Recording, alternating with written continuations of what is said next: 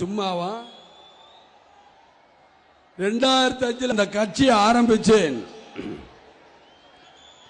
ஆரம்பிச்சோன்னு எல்லாரும் சொல்லாங்க, என்னங்க 70 கட்சியில் 71 அது கட்சின்னாங்க. கொஞ்ச நாள் கழிச்சு சொன்னாங்க 10ஓட 11 அத்தோட இது ஒண்ணு.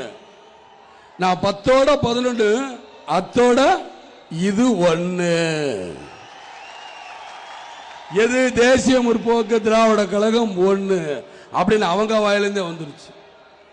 ஆக தேசிய முற்போக்கு திராவிட கழகத்தை சாதாரணமா நினைக்கல.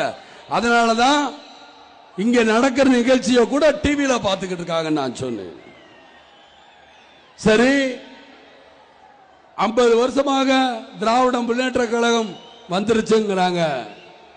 பொங்கல் பையில கலைஞர் பாருங்க, உதயசூரியனை கையில கட்டாம இப்படி இருக்காரு. ஏன்? பாதிப்பு, விஜயகாந்தோட பாதிப்பு.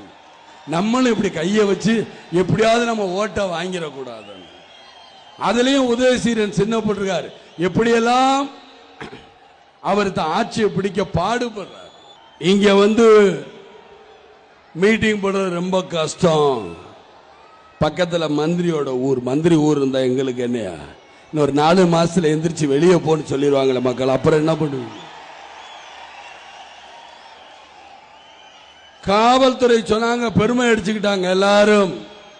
இங்க பேசின மாநில துணை செயலாளர் சேலம் மாவட்ட இளங்கோவர்கள் கூட சொன்னார், பிரமாதமா போலீஸ் கொடுத்திருக்க. கடைசியில பார்த்தேன், நான் 1.5 மணி நேரமா போராடி இங்க வந்து நான் திட்டுறேன் காவல்துறை. என்னையா, எல்லா வண்டியும் ரோட்ல நிற்கும், நம்ம ரூட்டு போட்டு இங்க வண்டி நிக்கிறோங்கிறோம். வேணும்னே இவங்க எல்லா வண்டியும் நிறுத்தி என்னை இந்த மேடைக்கு வரவிடாம பண்ணணுங்கிறக்கான.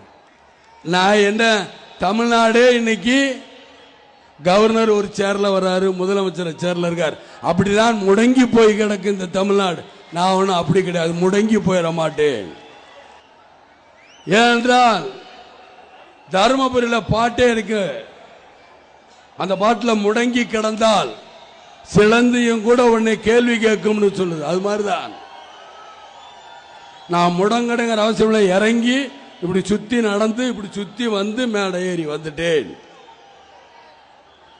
ஆகையினால எனக்கு என் தொண்டர்களே போதும் பாதுகாப்பு கொடுப்பாங்க.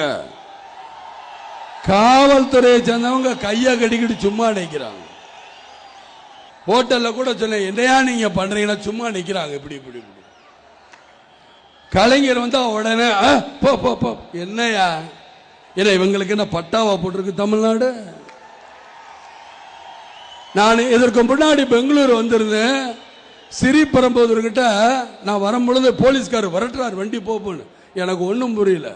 என்னன்னு பார்த்தா துணை முதல் மந்திரி ஸ்டாலின் போறாராம். குடியாத்த பக்கத்தில் வந்து வெங்கடாபுரம்னு ஒரு ஊர் இருக்கு திறப்புல. அதுக்கு நாங்க என்ன பண்ணுவோம்? ஏதோ ஒரு ஹைவேல ஒரு ஓரமா வர போக சொல்லு. எங்களை நிறுத்திட்டாங்க 1.5 மணி நேரம். இதுதான் சட்டம் ஒழுங்கை இவங்க பாதுகாக்கிற விதம். ஏன் இதெல்லாம் சொல்றேன்னா, ஒரு என்றைக்குமே கிடையாது. ஒரு காவல்துறை நினைத்தால் இன்னைக்கு நாட்டில் பல பிரச்சனைகளை சாதிக்கலாம். ஆனா எங்க சாதிக்க முடியும்? பாவம், இவங்க ஏதாவது ஒரு பிரச்சனை அப்படின்னா ஏழைக மேலதான் கை வைக்கும். தான் உன்னை சந்தேக கேஸ்ல பிடிச்சி உள்ள போட்டேன், உன்னை இந்த கேஸ்ல பிடிச்சி உள்ள போட்டேன், நீ உள்ள போ, வெளியே வா. காவல்துறை எப்படி இருக்கு? பெத்த தாய் தான், ஐயா இது என் புள்ளதான், விட்டுருங்கண்ணா, மன்னிச்சுங்க. ஒரு எம்எல்ஏ சொல்லணும், இல்ல ஒரு என்ஜிஓ சொன்னாதான் விடுவான். அது அவருக்கு போய் லஞ்சம் கொடுக்கணும், லஞ்சம் கொடுத்தாதான் விடுவாங்க.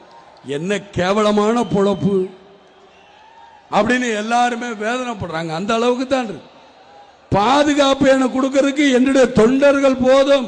கட்சிக்கார போது போனா வழி போயிடுவாங்க.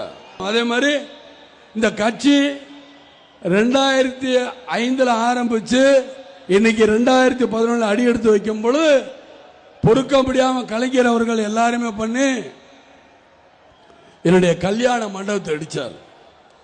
எல்லா பிரிட்ஜையும் போய் திறக்கிற ஒரு ஆளுக்கு முந்தி கலைஞர் தரதான். அந்த பிரிட்ஜை மாத்திரம் திறக்கல, எல்லாரும் போயிட்டாங்க, அப்படியே இருக்காங்க. அதுல எங்க போனாலும் ஆக்சிடென்ட். போட தெரியாம ஒரு பாலத்தை போட்டாங்க. இப்படி போறதுக்கு இப்படி சுத்தி போறாங்க. விஜயகாந்தோட கல்யாண மண்டபருக்கு இப்படி மேலே இடிச்சிட்டு போறாங்க. முடிஞ்சு போச்சுன்னு அதெல்லாம் கவலைப்படல. சோ அதுலயும் என்னை நஷ்டப்படுத்தினாங்க. வருமான வரித்துறை அப்படின்னு ஒண்ணு